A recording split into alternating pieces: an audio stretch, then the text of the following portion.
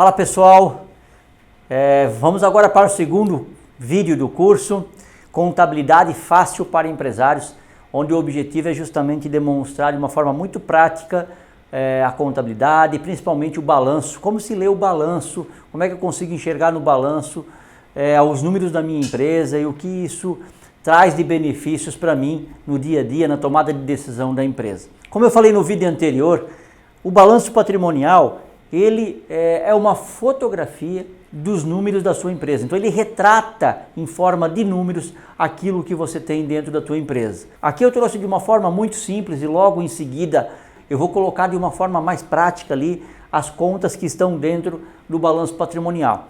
Mas eu gostaria que vocês entendessem qual é essa fotografia aqui, como você vai tratar esses números, como você visualiza de uma forma geral esses números dentro da tua empresa.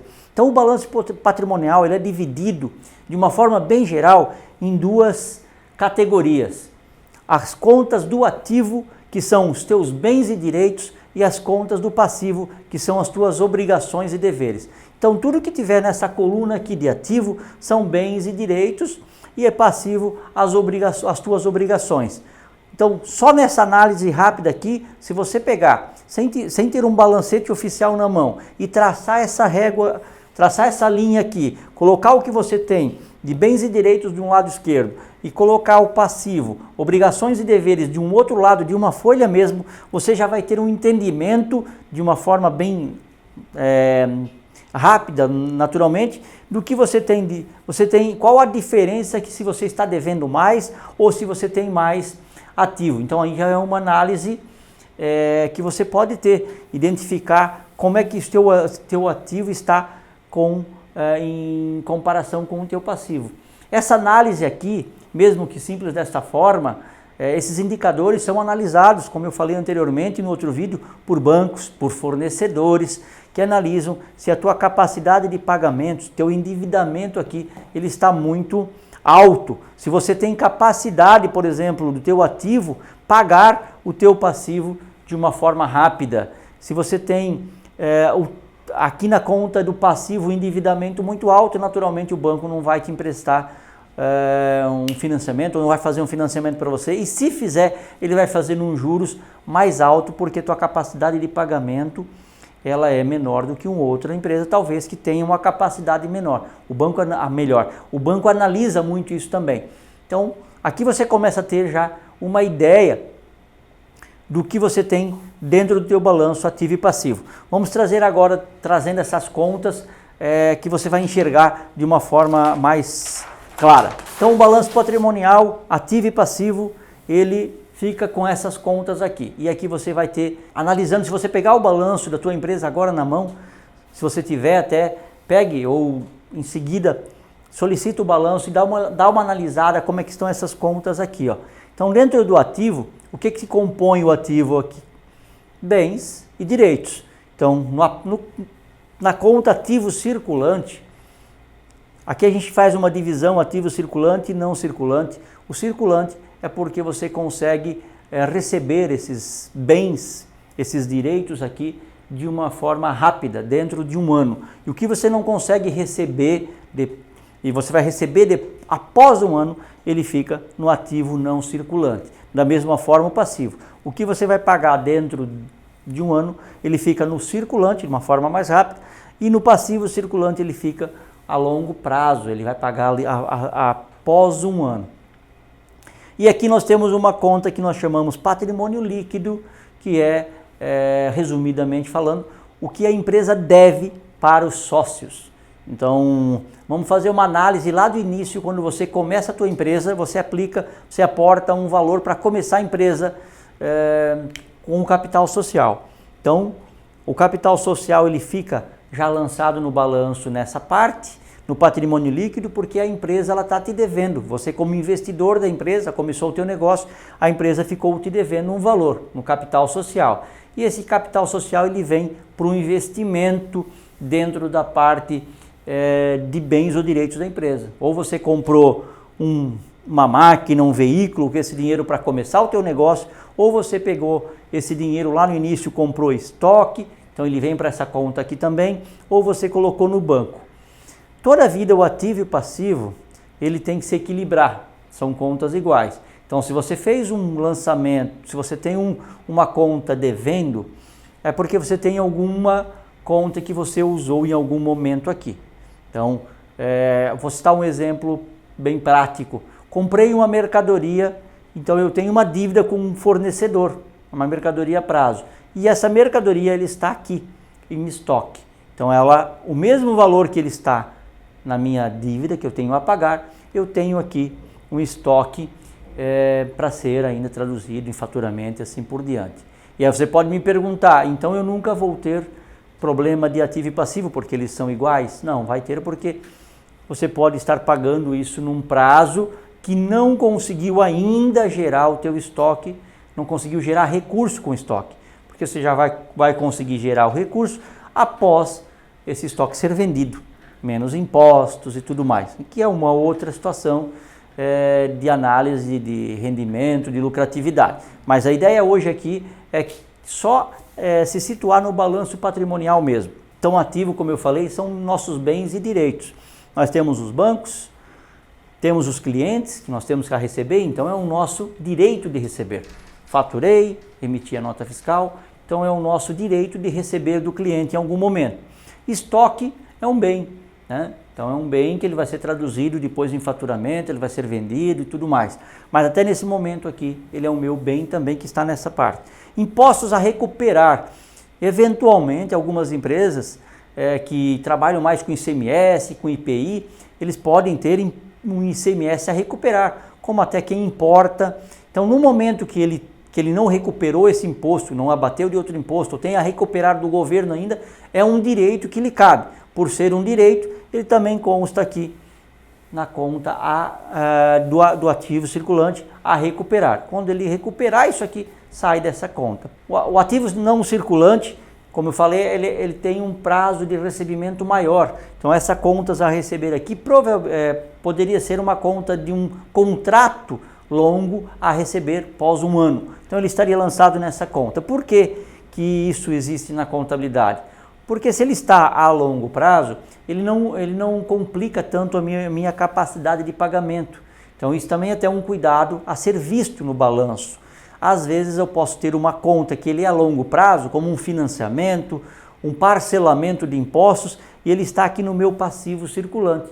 E isso o banco analisa também, um fornecedor analisa através dos seus indicadores, porque ele estaria com um comprometimento de pagamento a curto prazo.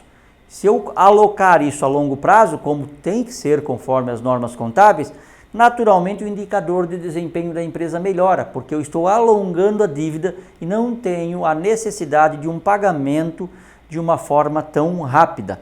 Como os bancos e fornecedores e o próprio empresário tem que analisar essa capacidade de pagamento e o endividamento da empresa também. Ele tem que fazer essa comparação ativo e passivo.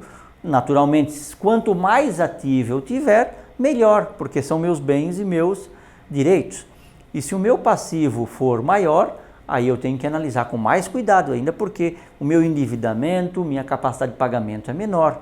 Tem vários indicadores que nos permitem fazer esses cálculos, que é pegar um e dividir pelo outro, a gente já tem esse indicador. Se eu pegar o passivo circulante e dividir pelo ativo circulante, eu já vou ter esses indicadores de capacidade de pagamento e de endividamento também. Tem vários indicadores que a gente consegue ver. E se eu só olhar para cá, para esses dois números, eu já consigo fazer essa comparação. A minha sugestão aqui também, que o balanço seja analisado de forma mais rápida. O balanço patrimonial, ele é apurado no final de cada ano, de cada exercício, mas existe a necessidade de se fazer os balancetes mensais, com fechamentos mensais, para se analisar como isso aqui está se comportando. Eu não posso deixar para analisar um balanço patrimonial só no final de cada ano, porque pode ter acontecido várias situações aqui que eu não tive tempo de corrigir. Então, se eu conseguir enxergar isso coluna por coluna, mês a mês, eu vou conseguir posso identificar alguma anomalia que esteja acontecendo aqui, como uma conta de fornecedor muito alta, ou até clientes né? Muitas vezes a gente analisa um indicador e acha que a empresa está boa porque tem um ativo muito alto, bom. Mas se o ativo principal aqui for clientes muito alto, talvez possa ser que ele teve um faturamento alto, sim, mas pode ser também que ele tenha uma inadimplência alta. Então é um ponto de interrogação para se analisar e se corrigir, porque se eu deixar muito para frente, pode ser tarde demais. Na parte do imobilizado, onde são os bens de fato da empresa, nós temos as máquinas, veículos, pode ter terrenos, tudo que envolver de fato o imóvel, o imobilizado da empresa. E temos um ponto aqui que é a depreciação. A depreciação, ela contabilmente, ela reduz o valor mensalmente de cada imobilizado. No caso de máquinas, por exemplo, a máquina ela sofre uma depreciação de 10% ao ano. Então, a cada ano ela fica contabilmente um valor 10% menos. Então, muitas das vezes a máquina até vale o valor normal ainda, porque ela não teve comercialmente essa depreciação. Então, a depreciação ela tem que ser contabilizada e ela vai ser jogada no resultado, ela vai diminuir o teu resultado operacional.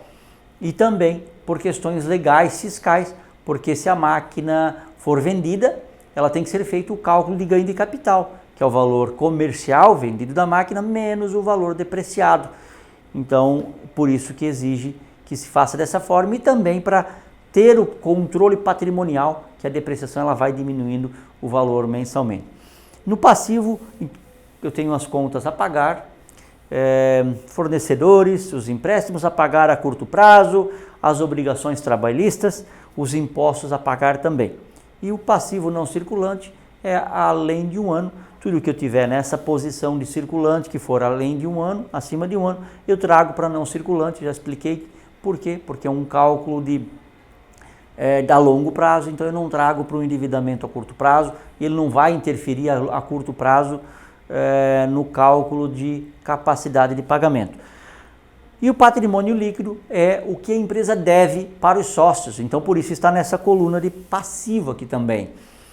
Capital social, que foi o valor aportado, reservas de lucro, que são lucros oriundos de outros anos, na medida que dá um lucro num período, os sócios se reúnem e analisam se a empresa tem capacidade de pagar, tem capital para fazer o pagamento desse lucro, ele pode ser distribuído, aí não teria essa reserva. Mas esse lucro, na grande maioria das vezes, ele é reinvestido através de compras de equipamentos, através de investimentos na empresa, ou não é distribuído por uma outra forma e ele fica como reservas de lucro para um período seguinte. E o lucro do exercício ou prejuízo do exercício, ele também vem para essa conta aqui de patrimônio líquido, após apurado o resultado, que ele é feito de forma anual, o exercício ele tem que ser de forma anual, ele é apurado o resultado, se dá lucro, ele vem para cá como lucro do exercício, ou então o prejuízo, se a empresa teve prejuízo naquele período. Ok, pessoal? Então, a forma que vocês enxergam o balanço, a forma que tem que se ler o balanço de uma forma bem prática, lógico que tem vários indicadores, várias análises a ser feitas, que aí o contador, o especialista vai ajudar você. Agora, a ideia aqui é de fato você ter uma abrangência, conseguindo olhar um balanço, consegue já discutir alguns pontos com o teu contador, você analisando o balanço, você consegue ter essa parâmetro aqui, o que é dívida, de o que tem a pagar e o que eu tenho a receber e fazer esse encontro. Ok, pessoal? No próximo vídeo eu vou trazer a demonstração de resultado, que é o que impacta no resultado ou no lucro ou prejuízo do exercício. Receita, menos despesas, tudo mais. Espero que vocês estejam gostando aí dos vídeos. Se gostarem do vídeo, dê um like, ative o sininho lá para receber outros conteúdos que a gente tá produzindo aí para os empresários e também compartilhe com seus amigos que são empresários que gostariam também de receber esse conteúdo. Um abraço e até mais.